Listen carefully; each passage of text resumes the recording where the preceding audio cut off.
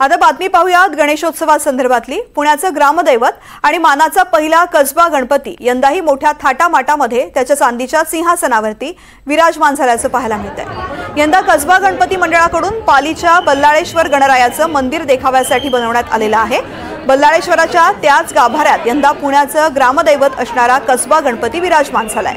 गेल्या 2 वर्षांपासून मंडळाकडून अष्टविनायक मंदिरांची प्रतिकृती उभारत गणरायाची प्राणप्रतिष्ठा केली जाते।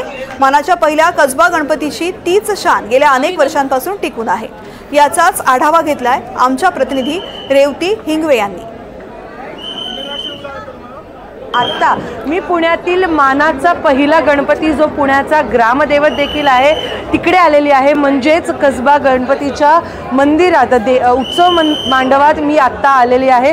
तुम्ही बघू शकता की पारंपरिकरित्या जी मूर्ती दरवर्षी बसवण्यात येते त्याच मूर्तीचे प्राणप्रतिष्ठा करून उत्सव मांडवात गणपती बाप्पा विराजमान झालेले आहेत। पारंपरिक पद्धतीने वाजत गाजत दरवर्षीप्रमाणे यावर्षी देखील कसबा गणपतीचं आगमन हे झालेलं आहे। या वर्षीचं विशेष त्यांचा देखावा आहे की जो अष्टविनायकातला तिसरा गणपती आहे, म्हणजेच पालीचा गणपती, त्याचा देखावा हा साकारण्यात आलेला आहे।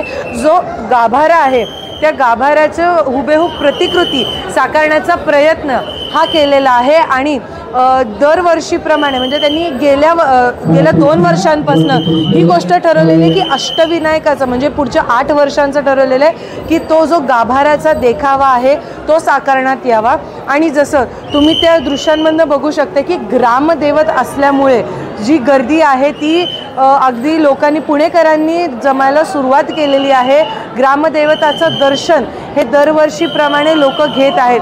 तर नेमकं यावर्षीचा देखावा कसा साकारण्यात आला, किती वेळ लागला हे जाणून घेण्यासाठी आत्ता माझ्यासोबत कसबा गणपती मंडळाचे विश्वस्त ऋग्वेद निरगुडकर आहेत। सर, स्वागत आहे NDTV मराठीमध्ये। या वर्षीचा आपला अष्टविनायकाचा तिसरा गणपती आहे म्हणजे पालीचा, तर नेमकं कोणी हा साकारलेला आहे आणि किती वेळ लागला हे साकारण्यासाठी? मुळात संकल्पना अशी होती की अष्टविनायकातले जे मंदिर आहे त्याच्या गाभाऱ्याची प्रतिकृती आपण साकारावी। तर या वर्षीचं आमचं हे 3रं वर्ष आहे। तर बल्लाळेश्वर पाली याचा आम्ही गाभाऱ्याची प्रतिकृती साकारली आहे। आमचे डेकोरेटर आहेत आर्टिस्ट गिरीश कोळपकर यांनी या सगळ्या देखाव्याचं बघितलं आणि त्यांनी हे डेकोरेशन तयार केलेलं आहे। तर गेले 3 वर्ष आम्ही करतोय। पहिले मोरगाव झालं, नंतर सिद्धटेक आणि यावेळेस बल्लाळेश्वर पाली असा हा देखावा सादर केलेला आहे। नक्कीच आपण बघितलं की एक प्रबोधनाचा विषय दरवर्षी कसबा गणपती मंडळ हे घेऊन येतं आणि तसंच या वर्षी अगदी उत्कृष्ट जो असा एक उपक्रम आहे की लोकांपर्यंत सरकारी योजना